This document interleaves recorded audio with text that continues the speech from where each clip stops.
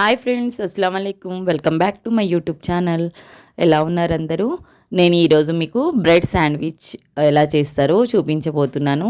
దానికి నేను onions, tamatar, ఖీరా and green chilli తీసుకున్నాను, చీజ్ తీసుకున్నాను.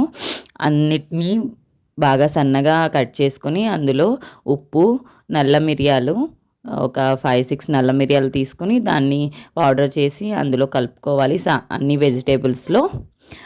ఆ తర్వాత బ్రెడ్ ముక్కలు తీసుకొని దాని మీద కొంచెం టమాటో సాస్ హాఫ్ స్పూన్ వేసి బాగా స్ప్రెడ్ చేసుకోవాలి.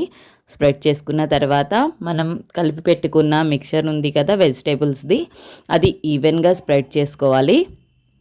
చూసారా, ఆనియన్స్, ఇందులో టమాటర్, ఇంకా నేను ఖీరా వేసాను. మీకు నచ్చిన వెజిటేబుల్స్ కూడా ఇందులో వేసుకోవచ్చు. ఇంకా మీకు కావాలనుకుంటే గ్రీన్ చిల్లీ వేసుకున్నాను, ఇందులో ఉప్పు వేసుకున్నాను, ఇంకా నల్ల మిరియాలు పౌడర్ కూడా కొంచెం వేసుకున్నాను.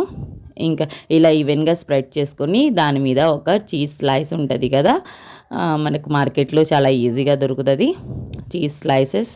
ఆ చీజ్ స్లైస్ దాని మీద పెట్టుకొని ఇంకో బ్రెడ్ దాని మీద పెట్టుకోవాలి.